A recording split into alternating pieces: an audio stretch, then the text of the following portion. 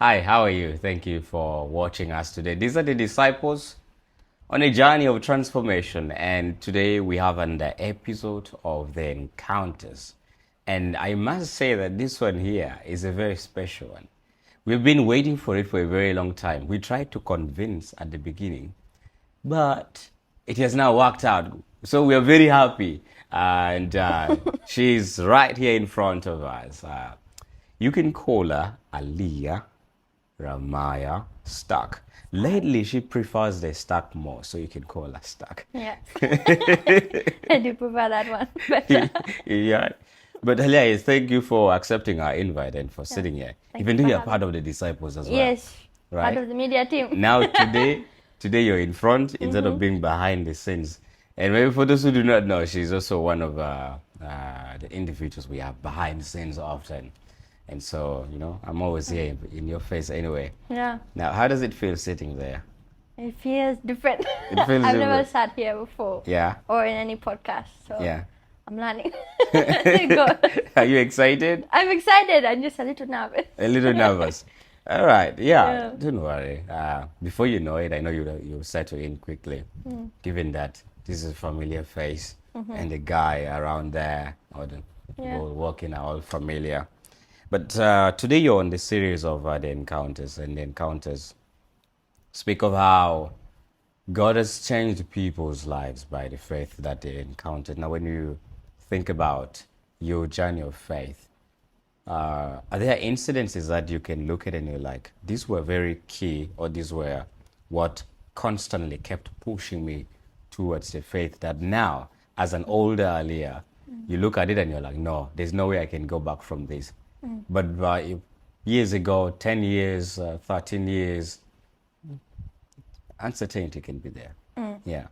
There's many. Yeah. Shall I start from the beginning? Yeah, you can. We have all the time. Okay. Yes. I think one of the first experiences I had as listening and realizing that there's a God. Yeah. Because I grew up in a Christian home. Mm. My mom and dad were Christians, Yeah. and they were also pastors, Yeah. pastoring a church here, Yeah. together with another pastor, head pastor. Yeah. So I think for us, they always taught us not just read the Bible and go to church, but like really the principles of it, Yeah. and what it means to be a follower of Christ. Mm. So growing in that thing, I already had that as very young. Like Yeah. by the time I could understand things, it was like 5 or 6. Yeah. I already knew that God is close, like He's not something far away. Mm. So I think it was by 7 or 8 around there Mm. that Yeah. 7 or 8. around 7 or there. 8 around there Yeah. that there was this morning that I was playing the piano at an early age, and it was Sunday morning. Yeah. Some of the people were still getting ready for church. Yeah. So I was just playing, and then all of a sudden I just seemed to like look outside. We had a big glass door, so everything was open. So I just looked, and I had this small voice. I was the Holy Spirit, Yeah. but still it was new to me. Yeah. And he's like, today is the day for baptism. And it was a personal conviction. I knew that because I went a service before on, Yeah. I think it was Saturday. Yeah. And I knew that there was going to be baptisms, but I never thought of Yeah. doing it. Yeah. So I was just playing piano, and then I heard that voice, today is the day for baptism. I want you to be baptized. Yeah. And I don't know, when you hear the Father's voice, it's just something that's deep, Yeah. calls you. Yeah. So I said, okay. I got up from the piano. I told my dad, I was like, Dad, God spoke to me Yeah. just a few minutes ago. Mm. Today is the day I should get baptized. It was funny because the time for registering had already passed. Mm. And I think that experience of hearing God's voice for the first time, Yeah. I've had Him in different ways, but that was clear. Mm. That gave me a sense that God is like near. Yeah. He's inside. He's not someone who just like talks to big people. Mm.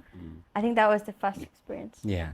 And I think it's a very defining moment for you. Usually, many of the people, when they enter the faith, theirs is through convictions, and God's sort of working in a certain or particular way.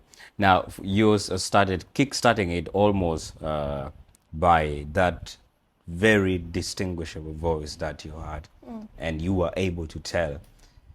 That seems that you learned how to differentiate the voice of God from very many other noises that you may hear.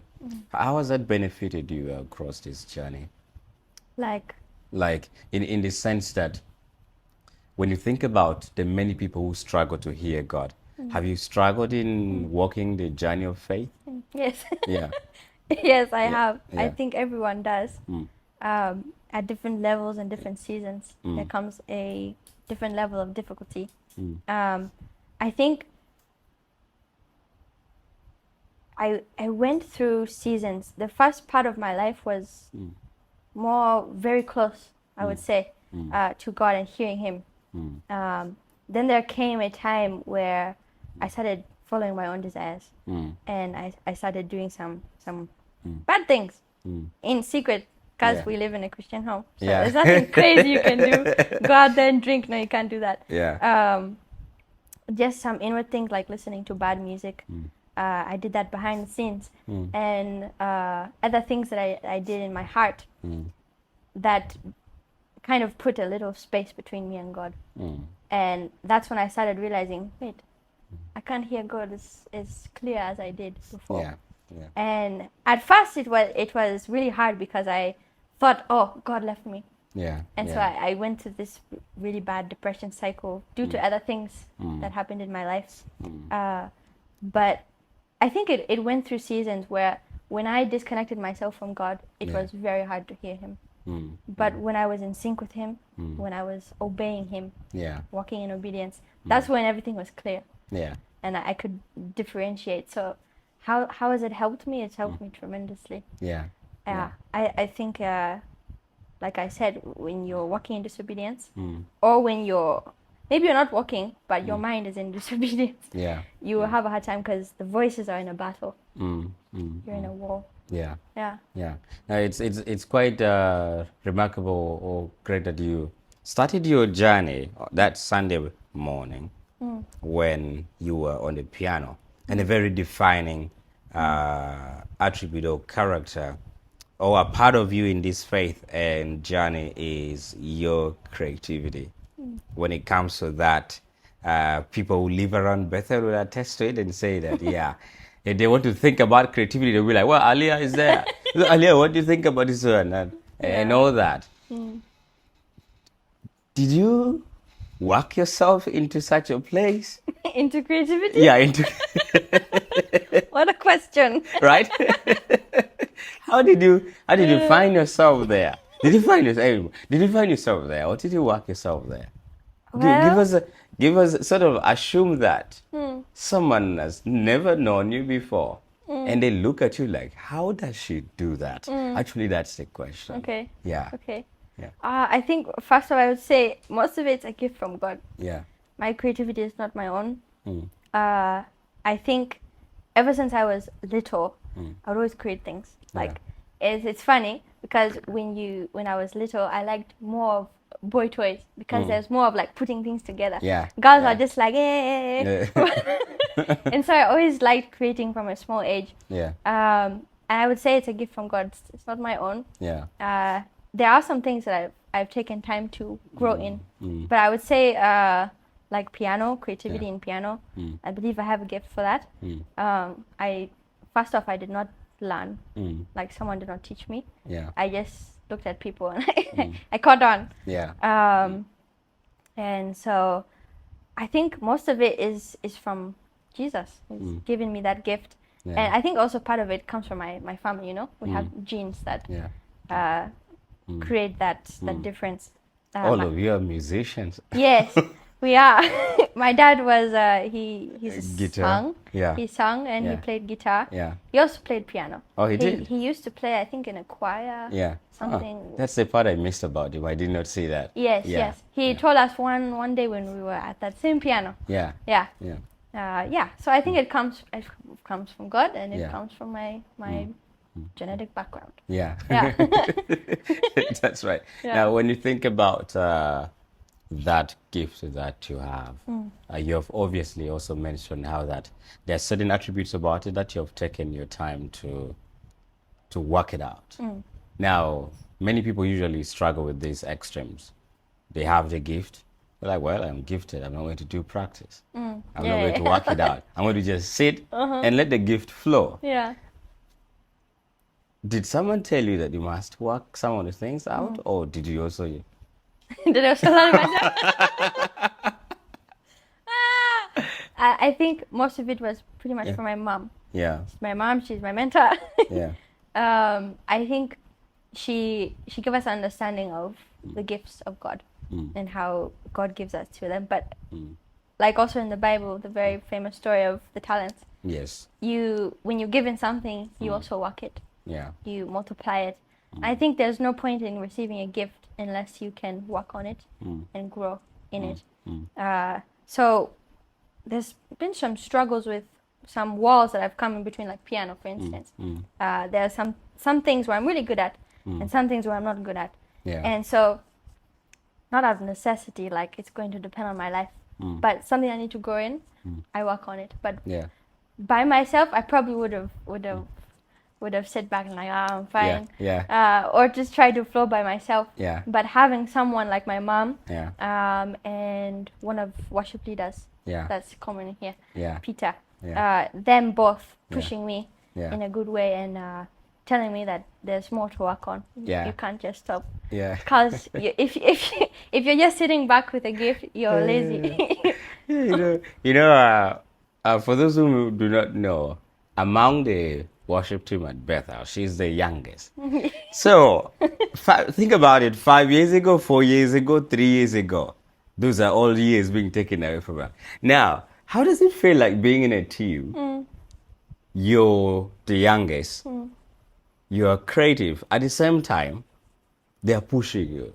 Like, go for it, Aliyah. Like, for you to accept to sit on the piano and then to play in one of the sets, it was a long conversation. It's like, Aliyah, you can do it. Go for it. Yeah. And then you're like, no, is it the time really that I have to do that? And we can think about that throughout many things. But when you think about being the youngest within the team that you belong to, but also the crucial part that you play in, how does that feel for you? How does that work out for you? How do you navigate those things?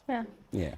I think in the beginning, it was a battle in my mind because since I was so young, I think 5 years ago that would have been 12. Been 12. Yeah. So at the age of 12, Yeah. my mom asked me to lead a set Yeah. and to do these things. Yeah.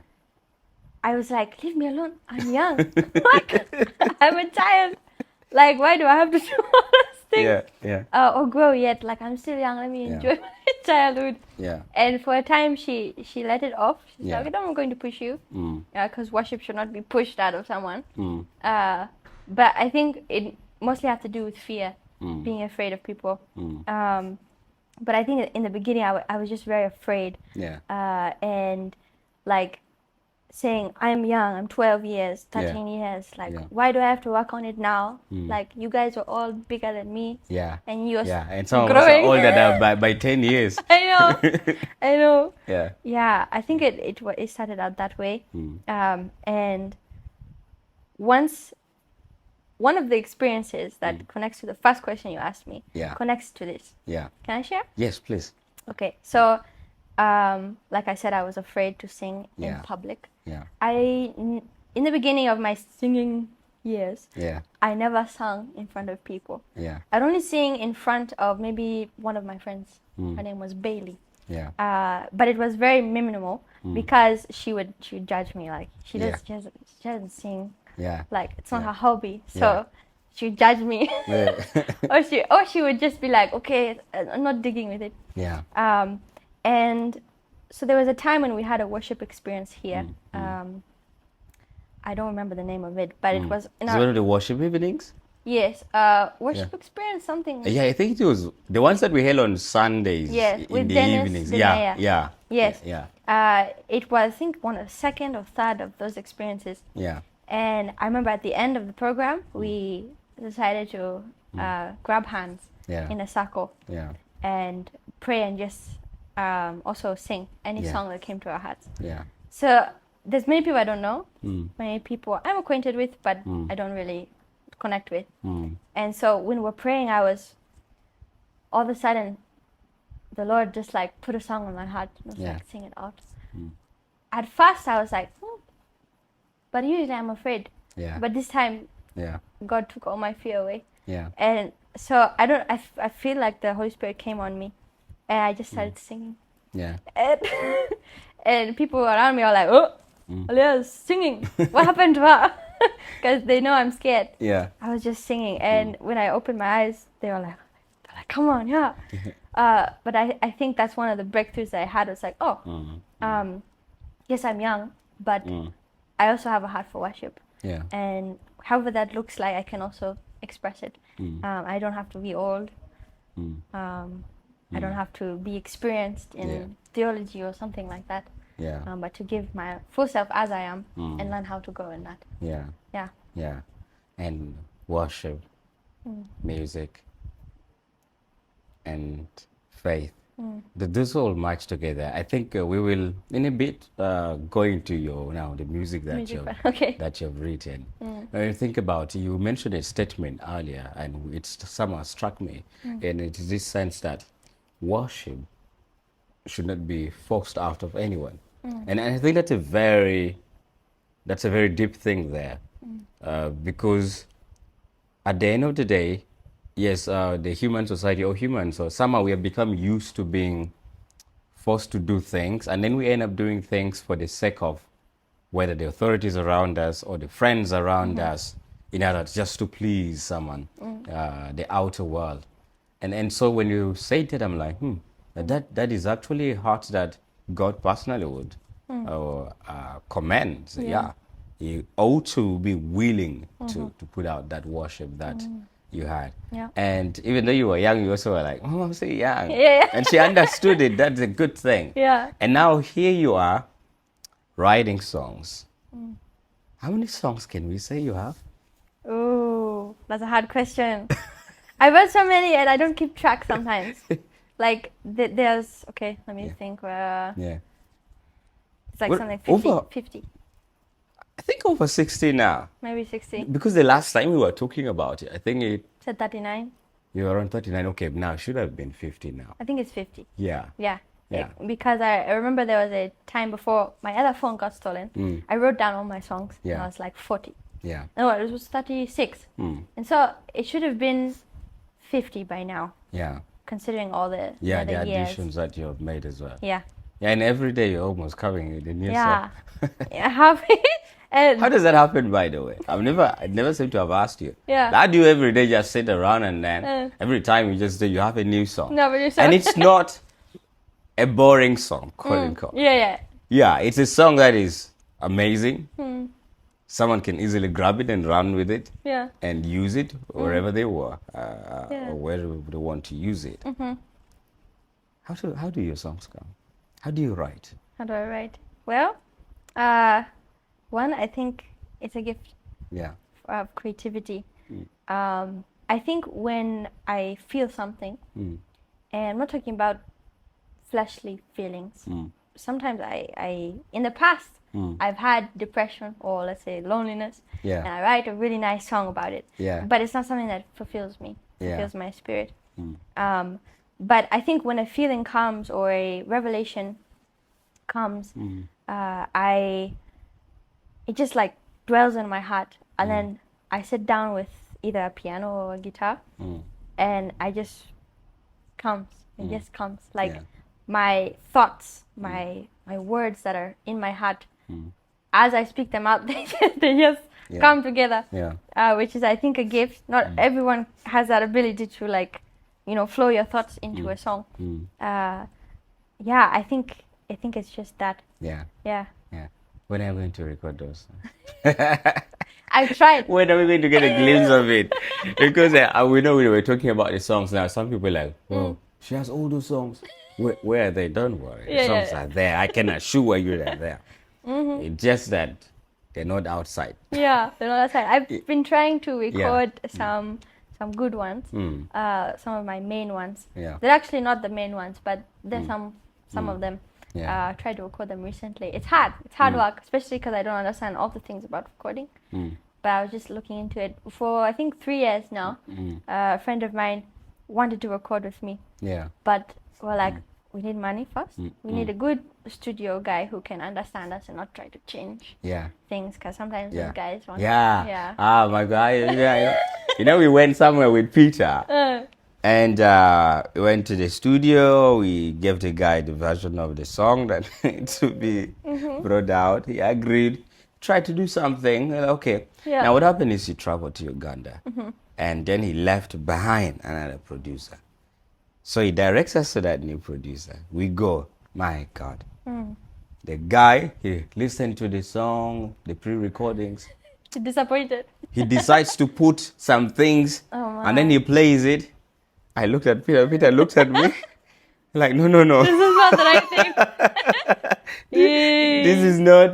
This is not where we are seeing it. This is not how it should be. And I think that's also one of the, should I say, having knowledge of what the craft that you're working in. Yeah. How do you find, or how do you navigate the fact that you're among some of the most, I think, gifted singers that I can think of, and also worshippers? When you think about Peter, we think about your elder sister Sarah. And not the other. Yeah. And then when you think about Bruno, they're like amazing people. Yeah. And usually I am like, oh, this team here is another thing. Yeah. And so sometimes, and then, different ideas, sweet sounds, and all that. How do you navigate it? Like all those things? Yeah.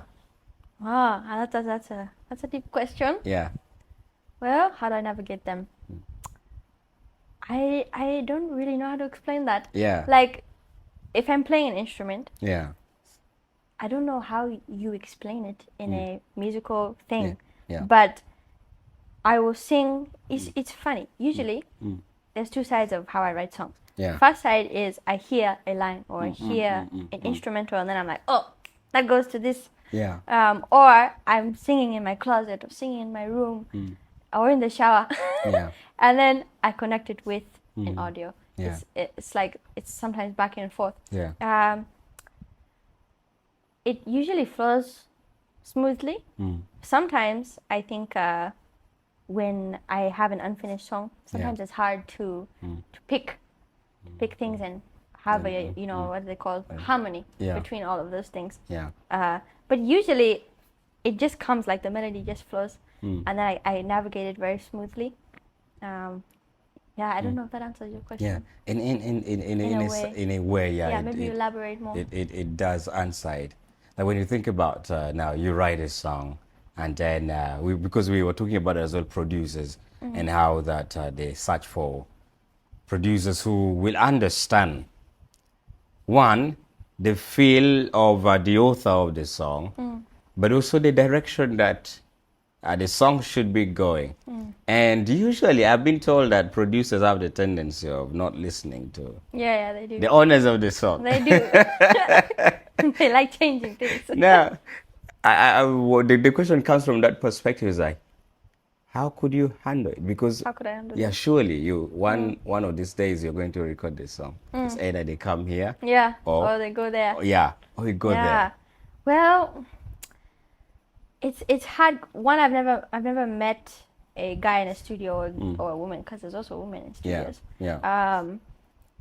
But I think if I were to meet someone like that, I feel like it needs to be someone like a friend. Yeah.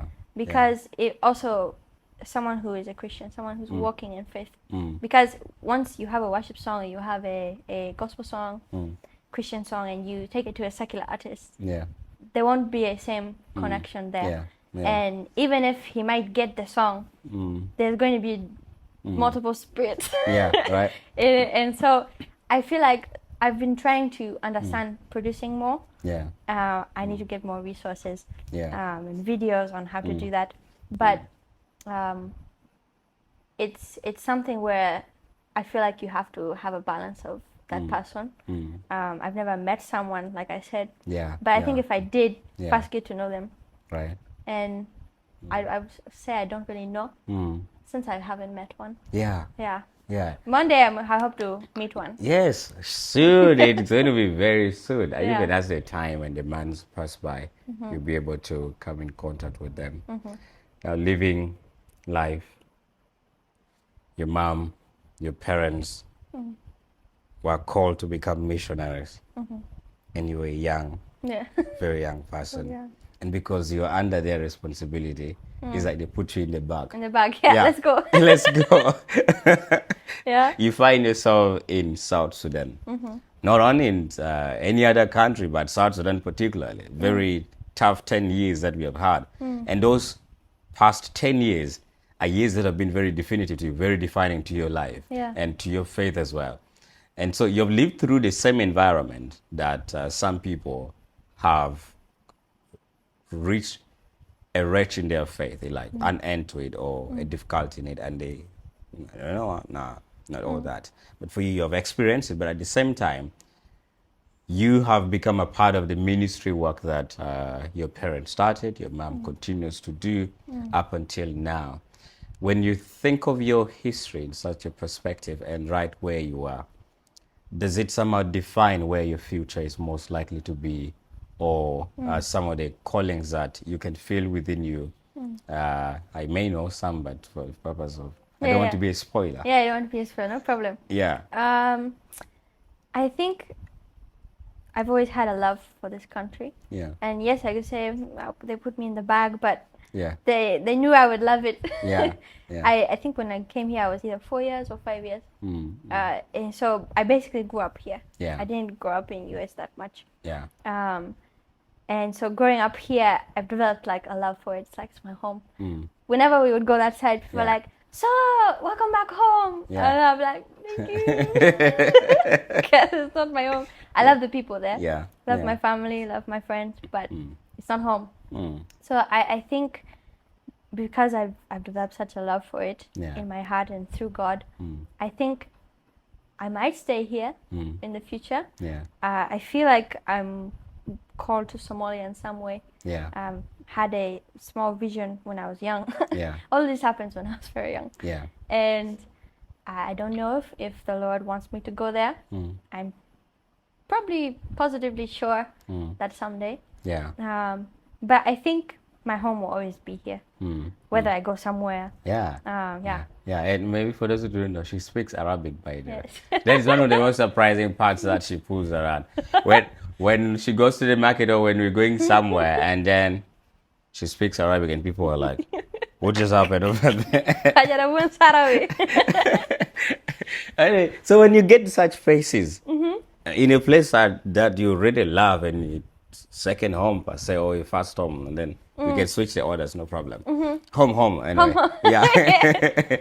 home. Yeah. You're like, how does it feel like, someone being surprised that you know who they are or you know their language and when they did not expect it? Yeah. Yeah. Well, I've had so many people like in different ways. Yeah. Some people, when they hear you speak, Yeah. they laugh. Yeah. Like, oh, this is real. And some people are like so happy. Like, Yeah. oh yes, we have someone who is Yeah. with us. Yeah. Some people also get angry. They're like, why are you speaking our language? But I think it's funny. I usually laugh because sometimes, I don't know for me, because my language is English. And our language has been modernized to all countries. Yeah. And so I can't say like I feel the same way if I see you speak English. I just like, oh, you know my language. But it's not like, oh, like, you know me. Yeah. Yeah. But I think I usually laugh because usually when I go to the market and then I hear people giving prices and then I'm like, what this, Yeah.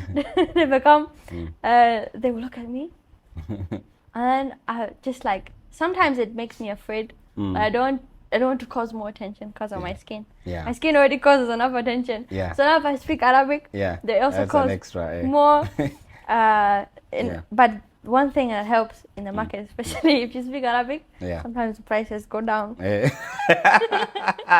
So they look at you and they see money. They see money. There was a time this lady, she was selling T-shirts. Yeah.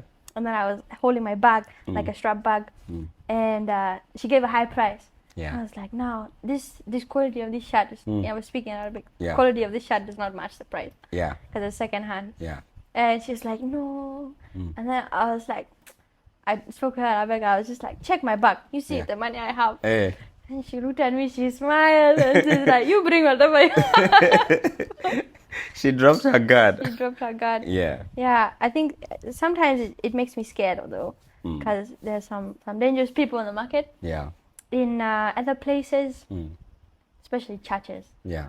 Like if I enter a church, especially local churches. If I enter a local church, and then I speak with my friends, or I speak with even the people I know, their leaders. Yeah. The people around me will be like, "That's riding." Like, "Oh, this is amazing." I think there's mixed emotions for everyone. Yeah, I think one of the most disfiguring event was when we went to Terekeka. Oh, yeah. And then that riverside. Yep. The women come around and then they started holding. Touching my hair. This is the real hair? You know, it was a wig. I looked at you. I still have some of those videos. Sometimes I rewatch them. I'm like, and then you're like, yeah, I don't want to be rude to you. I know. But I know. let me just put my hand. Yeah. And you enjoy for a moment. So I can imagine. I think the glimpse of perhaps the experiences that you may have in a place that you love, in a place that you're working to make it a better place. But at the same time, just the natural differences somehow call attention in a way, sometimes in a very uncomfortable way. But also, besides the other rude people who are just there, they just look at you. They get mad for whatever reason they have. Now, one of the people is police. The way police forget you. Yeah. It's the one. It makes me sad sometimes because, like, they don't understand that I've been here. Yeah. I grew up here. I know the language. I know the customs. I know culture. I know the food. One of them, even if I don't look like it. Yeah. And so when they come and say, "What are you? You're a white person?" They bring their things, and I try to explain, like, "No, I've been here for you can't be here." Yeah. And so sometimes it just makes me sad, like I'm a part of you guys, even though my skin might say something. Yeah. And there was a time where I got encountered with this girl in kids ministry. Yeah. And she was like, "Kismtaki hambiat." And I was like, "Hambiat." She's like, "Ita khawaja." And I looked at her, I was like, "Yes, but I'm the same blood. I'm the same blood." Yeah. Best lontai bara. Yeah. She looked at me. She's like, "Oh, lontaki bara lakin we are the same people." Yeah. I was like, "Yes, we are the same people." Yeah. I think that gave her a different view on it. But I think I wish that's something we had more, like an acceptance, because some people, they're not going to look like you, but they are inside. Yeah. Yeah. Yeah. It's quite a remarkable journey, and given the many years that are still to come, we'll talk about many things. Maybe even as we draw to a conclusion, continuous experiences are what shape us usually. And 5 years ago you were younger, 10 years ago you're much younger. Now you're older, almost gaining certain. Almost 70 years, right? And the time passed by. One of the most influential people in your life has been your mom, whom you've worked with closely. If I am to describe it, it might be an understatement. How great is her influence on you? How great. Yeah. Yeah. Not Can't be measured. Yeah, right? Can't be measured. Yeah. But when you think about it, what are some of the key things that she has really shaped you much in? Yeah. I know you mentioned certain aspects earlier. Yeah. I think one is already we touched on was the voice of God. Yeah. And the existence of Him in you. Yeah. I think I wish families of all different nations, of all different people groups, would have parents who actually they teach the Word of God to their children, not just like, okay, read the Bible every day, go to church, have a good time. Yeah. But I think one of the things my mom did was really show me that me as a little girl, growing up can become like Jesus. In that little girl mindset I had. Yeah. I think that's the biggest influencer that influence all other areas of life. Yeah. Because once you have a relationship with God, it shapes everything else. I think Mom was, when we grew up together, she was a different person. She was still Mama. Yeah. But she was a bit harsher. Yeah. Bit harsher. As she grew, though, I saw her become softer. Yeah. The Lord shaped her. Yeah. She allowed the Lord to shape her. Because there's many times that we could have given up as a family. And times where things were really hard, but I always saw her standing firm for the truth. Yeah. I think I would call her a great woman of faith. She doing that caused me to also want to do the same. Yeah. To stand firm. I think one of the biggest things I've seen from her is standing firm when everything is shaking around her. Yeah. She just knows. Like, even though it's difficult, you can persevere. Yeah. I think the voice of God, relationship with God, other things that moms teach you. Yeah. Is especially daughter things. Yeah. I think it's a blessing to have a mother as a friend. I think one of the attributes from her that I look at very closely is, life of discipline and like really, really tough one. Yeah. Now, sometimes I try to imagine how tough she was. Right? Right? Yeah. and for people who really are not so close to her, they may not understand how tough of a woman on discipline she is. But I think as well, when I think about her influence on many of the people within this community, that's one thing that she always will drill to you. It's like, listen, you've got to get this. This is a very key part. Because I think even as you say, when difficult time comes, I think that's what enables her to move on in faith. Like, okay, this thing is this. Yes, I am feeling this, but this work needs to be done. Yeah. There's good that is coming out of this, even when things are hard like this, even when things are getting tougher. Yeah. What you see it yesterday and you're like, yesterday was better. Yeah. And you looked at today, like, tomorrow will be better. And then you come to today, today tells you, welcome to today. And it's a little bit still of a, so surely the life of faith. And I think as I would also mention the other components of it, in the life of discipline remains a key part. I can't imagine waking up. I don't know for how long she's been waking up before 4. Oh, forever. I can't say for sure, but I always knew Mama was the first one up. Yeah. She's just like lively. Man. Yeah, she has this thing of you're not bound by your body. Right? You're not bound. Yeah. You're not bound by your desires. You have a body, but you have a soul inside. Yeah. And so I think having that as a mom is so beneficial because sometimes our parents can tend to draw back and be like, what is it, like you're your own person. Yeah.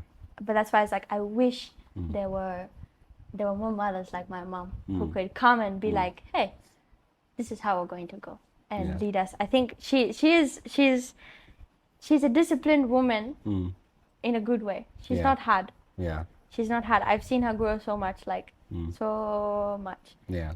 I think one of the things I admire from her is that she lets God shape her. I already said that, but I want to elaborate on it. Yeah. I think God brings us many things in life.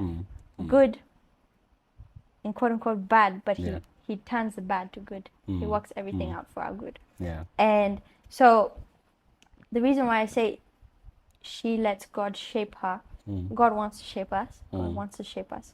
But sometimes we don't let it happen. Yeah. We're like a brick and we don't want to go anywhere. Yeah. But I think she's opened her heart. Yeah. She's also accepted the truth, which has helped me accept the truth. Because I think me as a person, I tend to draw back, to chill. I love to create. I love to think of these things and like, how can I be a better person? But sometimes those thoughts never go anywhere until you have someone to push you. Yeah. I think if I did not have Mama, I don't know if I would be the person I am today. Yeah.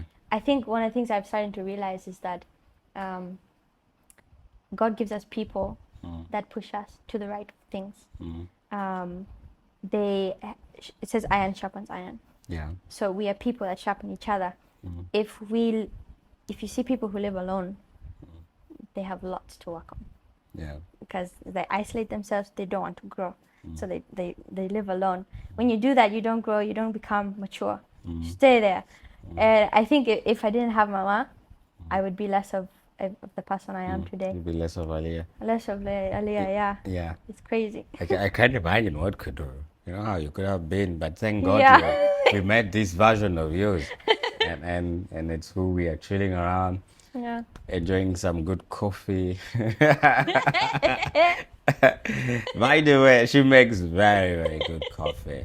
Yeah. If you've seen some of the posts I made on my individual accounts, she's the source behind it. So we will talk more and more and more about creativity. But Aliyah, thank you so much for joining us today. Pleasure to be here. It's really an honor to sit down with you today and to hear your story. Yeah. And also in front of everyone here and for those who will be watching you.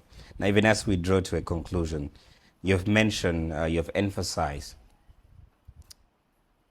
families or parents that teach children the way of God.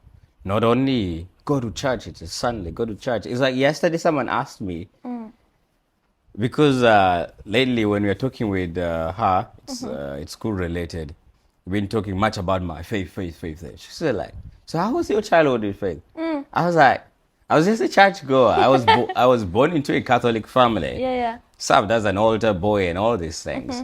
But I told her the religion that I had was an external one. It was an interest. It was not inward. Never had any personal significance. Yeah. It was just sort of like cultural or family based. Yeah. But you have stepped out and you have mentioned the importance for families to do that, but also the personal relationship with God. If you can urge someone into the same place of having that personal relationship with God, living life more than the traditions and that personal leading that they would get from God, what would you tell them? I think there's many things to say, but the thing I would encourage the most is to open your heart up to things that you might not want. Because the truth is, we want something, but we don't know how to get it, and we can't get it ourselves. I think I would encourage those who want a relationship, who want to be deeper, or who are just new, to ask God for hunger. Yeah. It's funny. I went through just to share something small. I went through a season where I was like, God, give me hunger. Open my eyes to see what I need. And I was persistent in that. I prayed it almost every week. I was like, I need hunger. I need you, God. And like the Bible says, you ask, you receive. It also says that God is faithful to answer those who ask in truth. Something like that. Yeah. So I think I would really encourage you to ask God for hunger, and to also break the barriers that say that you're young or that you can't have a deep relationship with God. I think also to seek Him, and to let your flesh go, let your desires as a young person, because as young people we have so many desires, so many things we want. I'm still a teenager, so I still go through those things. Me as a 17-year-old, I still go through those temptations. So those teenage desires, and I have to let them go. I have to nail them to the cross. Because in reality, God is all that matters.